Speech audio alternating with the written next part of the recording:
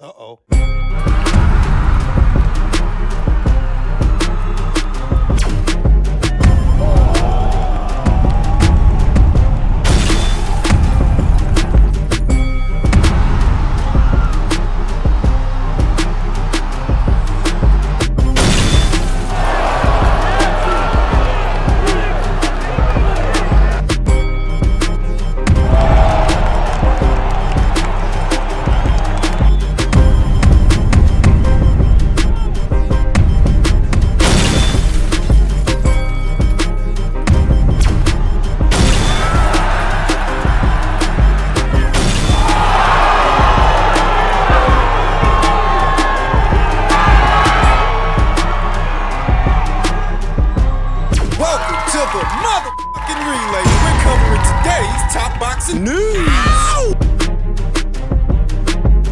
Okay, we'll start with this. It would seem that up-and-comer in the flyweight division, Maisie Rose Courtney of the United Kingdom, is set to return to action this weekend in a flyweight contest against an opponent that has yet to be announced, only 1 or 2 days out from the fight. Sporting a professional record of 8 wins with 1 loss and no draws, no recorded knockouts, having never been knocked out in 9 professional bouts, her lone defeat came at the hands of Jasmina Sopotochna in what was July of last year, and Maisie has since rebounded off that loss in December of last year opposite the ring Claudia Ferenzi. Currently, Maisie is on a 2-fight winning streak. She hopes to extend to 3.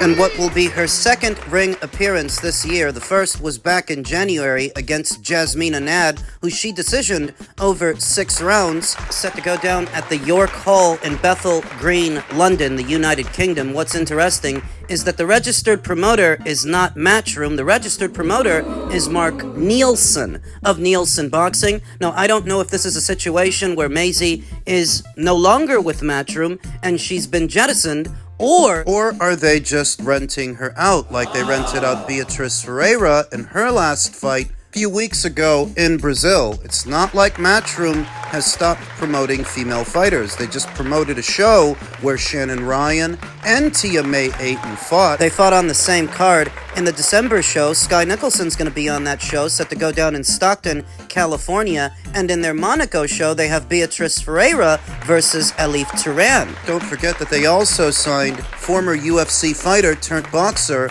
Molly McCann, otherwise known as Meatball Molly. So it's not like Matchroom have stopped promoting female fighters. They still do. Maybe they just couldn't figure out what to do with Maisey-Rose. Maisey-Rose, who campaigns in the women's flyweight division, where there is but one champion to challenge, one champion to go through, and that champion is Gabby Fundora, the inaugural undisputed women's flyweight champion. There's never been one before her. Currently, Gabby is under orders via the WBA to satisfy her mandatory challenger, Viviana Ruiz. That fight has not yet been officially announced, but it has been ordered. So she's preoccupied at the moment. Not that Maisey-Rose is fighting her or ready to fight her. I don't know that Maisie will ever be ready to fight someone like Gabby Fundora, and that's not a knock on Maisie. That's a credit to Gabby. Fucking dangerous. I think that Maisey-Rose's best bet to win a title in the flyweight division is if Gabby Fundora isn't in it. If she, after the Viviana Ruiz fight, decides to move up to Superfly or down to Lightfly, moves on, moves somewhere else. That's the only chance Maisey-Rose has of winning a title in today's flyweight division. It's if Gabby leaves. Maisie's not a bad fighter, though a bit too aggressive. Sometimes too linear in her approach, which was evident last year when she lost to Jasmina Sopotochna, who beat her by sticking and moving and staying on the outside and walking Maisie into punches. Maisie, who compromises a great deal of defense for offense when coming forward and looking to outfight and overpower her quarry, her opponents. It worked against her, against Jasmina. But as stated, she has since rebounded off that loss. She's currently on a 2-fight winning streak. She's supposed to be fighting somebody this weekend, just don't know who. Suppose we'll find out at some point. Keep your eyes peeled for the ring return of Maisey-Rose this weekend. In men's junior middleweight news, Tim Tszyu appoints veteran trainer following split from Igor Golubev. Last month it was revealed that Tszyu had left longtime trainer Igor Golyubev following a run of 3 defeats in 4 contests. Now, the Soul Taker has appointed a new trainer as he attempts to rediscover some momentum and become a 2-time world champion. Tszyu, 25-3 with 18 knockouts, surprisingly lost his WBO Super Welterweight World title to Sebastian Fundora last year before a devastating defeat to IBF champion Backrub Murtazaliev when attempting to reclaim world title honors. The Aussie fan favorite then bounced back with a stoppage win over Joey Spencer on home soil, but another loss inside of the distance occurred 3 months later in July when rematching Fundora for the WBC title. In response, Tszyu made the decision to appoint an Australian super team consisting of Mike Altamura, Darcy Ellis, and boxing legend Jeff Fennick. The 30-year-old also revealed that he had left trainer and uncle Igor Golyubev, who had trained him for the entirety of his pro boxing career, admitting he should have made changes following his previous losses. There is no particular reason behind the sacking because I'm very grateful for what the boys did for me, especially my coach Igor. He started with me before I was even a pro, back in my amateur days. Tim is trying to be gracious, saying that there's no particular reason for the sacking, but we all know what the reason is. It's all those losses. The 2 losses to Sebastian Fundora and the loss to Backrub Murtazaliev. If not for that, Igor would still be in the picture, along with Glenn Jennings, who has been replaced by Darcy Ellis. I feel like I just wanted a little change. I feel like I am in that position right now to have that little change, and now I'm coming in with this mentality that this is the 2.0. This is my next chapter, and my other losses I should have changed little things around, and this is my time now. As a result, the former WBO champion embarked on a trip to the United States to train at a multitude of different gyms and under a variety of different trainers in the hopes of discovering a coach that can guide him back towards the junior middleweight title. Last on his trip was the man whom he has opted for, Miami's Pedro Diaz, based at the Mundo Gym in Florida. Speaking with Fox Sports Australia, Tszyu declared that he has already seen noticeable improvements whilst working under the former trainer of Miguel Cotto and Guillermo Rigondeaux. For a long time now, I've been stuck in my ways, doing everything the same. Because of that, I wasn't moving upwards. I was staying in the same spot. So this time now, it is absolutely a growth period for me. I was in that style where you're strong, fit, and brawl. But boxing is about more than that. There is a lot more involved, a lot of thinking, and that's what Pedro is already bringing out in me. There are little changes, but noticeable ones. Tszyu then went on to compare the impact that Diaz had on Cotto and admitted that because his style is akin to that of the Puerto Rican legend, this will be a similar project. He, Diaz, changed Miguel Cotto quickly, and now he sees a similar project in me. We've got similar styles, a similar type of power and punches, so he knows the tweaks that I need. Defense is what he needs. That's what I think Pedro can give him. A seamless blend that allows Tim to transition from defense to offense, back to defense, so he's not getting hit needlessly. I want to say that Tszyu's torso is often static in fights. He doesn't really bend at the waist and knees, and he's tucked behind a high guard that can be penetrated. He's got to tighten that up and counter out of that high guard if he insists on using it.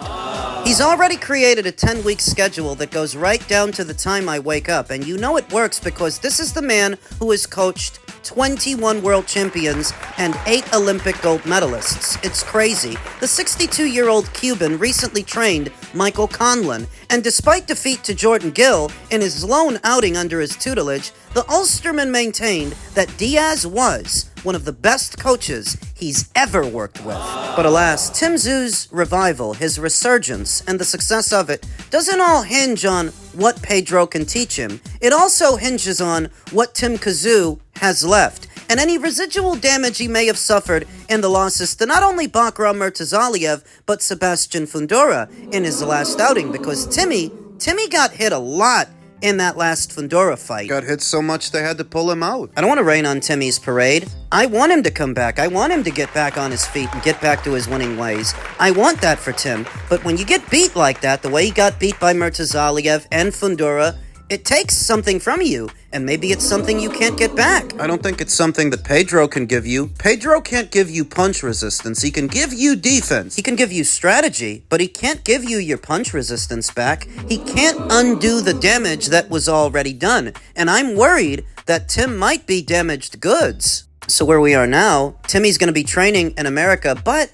I see no further reason for his relationship with the PBC to continue. At this point, they've no use for Tszyu. He's got no use of them. They don't have any fight dates. They don't have any money. Tim's adoring public. It's not in America anyway. It's in Australia, where I think he needs to spend more time until he is fully rehabilitated. He got rid of his old manager, Glenn Jennings, replaced him with Darcy Ellis, likely because managerial mistakes were made. Tim didn't say that himself, but we all saw it. He should have never been in that fight with Sebastian Fundora on short notice. That's what set all these events in motion. You're training for a 5'7" orthodox fighter who's in his mid-30s, and you ended up with a 6'5" southpaw who's in his mid-20s. That can't be a coincidence. They set him up. The PBC set him up, and he never should have accepted that fight. There is that to consider, but there's also what happened in the fight, that Igor Golubev should have pulled him out. The amount of blood that he was losing in that first fight with Sebastian Fundora,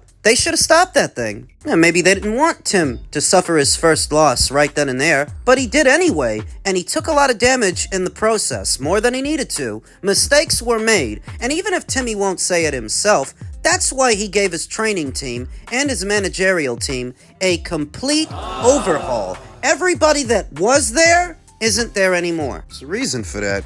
Pedro Diaz is a student of the Cuban School of Boxing, and there's a big emphasis on defense in the Cuban School of Boxing. Now, I don't expect Tszyu. Well, I don't expect that Pedro's going to try to turn him into Guillermo Rigondeaux, but I do expect that there's going to be some emphasis on defense and countering. Making a seamless transition from offense to defense. Instead of going in there just coming forward and brawling, use a bit more finesse, bit more subtlety. Is this gonna work? I don't know. I'm of the opinion that Tim Tszyu should fight in domestic level fights for at least the next 12 months before he pursues world title honors. He's coming off of a horrific year last year and a horrific beating in this one. Do you think he's really done with the PBC? I don't know. Based on Tim's fascination to make it in America, he might not be, but I think he should be. Might still be his U.S. broadcast partner for what fights he has in Australia. They might broadcast them via the PBC here. Might be like that. Not sure. Not sure when exactly we can expect Tim Tszyu to return to action and whether or not there will be any involvement from the PBC, but I'm of the opinion he needs to spend more time fighting in Australia while he rebuilds himself. Take it slow. Train in America. Train here if you want to, but rebuild yourself over there. And then, year and a half, 2 years from now, you never know. You might be back on top. I wish him all the best. In men's heavyweight news, Derek Chisora's December 13th opponent to be revealed Saturday, says Frank Warren. Who will be Derek Chisora's 50th opponent on December 13th in Manchester, England? The longtime heavyweight contender seemed to be leaning towards America's own Jarrell Miller. Big gravy! Big hungry. As his foe for what the Londoner has suggested will be his goodbye fight, but promoter Frank Warren says Miller is out. Derek didn't want to fight him, Warren told Box Nation. David Hay, Chisora's former advisor, told The Ring that Chisora has signed to fight Dillian Whyte for a third time, but that has yet to be confirmed. Warren said, "We'll know for sure in a few days. We will announce it on Saturday," he said. Well, that in and of itself suggests that Frank already knows who it's going to be. He's just being coy about it for the sake of ceremony to make a big announcement on Saturday. Chisora, 41, has been on a roll lately. After Tyson Fury stopped him in the 10th round of a non-competitive fight 3 years ago in 2022, he has outpointed Gerald Washington, Joe Joyce, and Otto Wallin. in succession. Hay, a former heavyweight champion who stopped Chisora in 2012, says that Whyte is next. Dillian Whyte, 31-4 with 21 knockouts, defeated Chisora by a split decision in a thrilling fight in 2016 and stopped him in 11 rounds in their 2018 rematch. We've got Dillian Whyte 3. They've agreed to terms, Hay said. It's 50-50 and the winner gets 60%. Loser gets 40.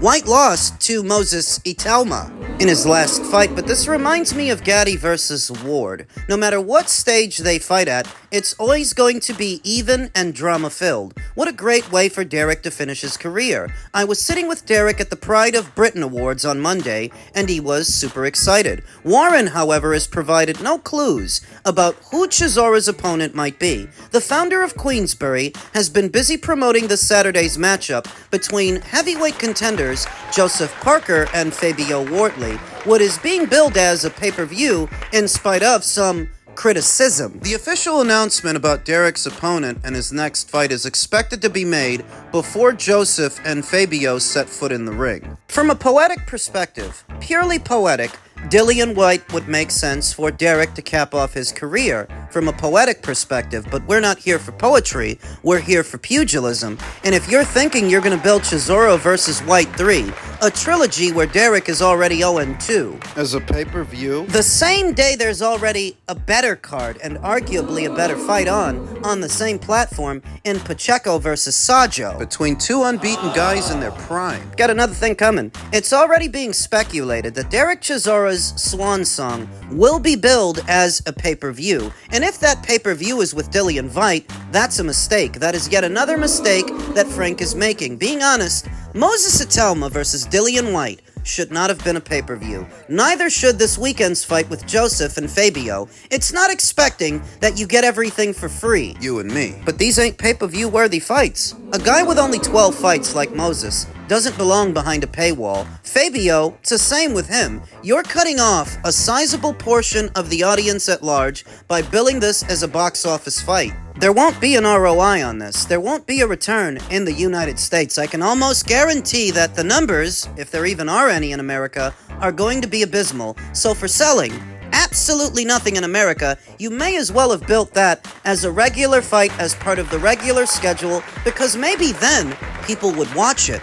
At least then you could use it to bolster your content's metrics on the DAZN platform. Doing it this way, it's just greedy and short-sighted. And if you turn around and do the exact same thing in December with Chisora's swan song, the same thing is going to happen in America. I can almost guarantee that nobody is going to buy it. Least of all, if it's Dillian Whyte again. As stated, from a poetic perspective, that might make sense for Derek, but that don't make sense for the customers, that don't make sense for the people at home.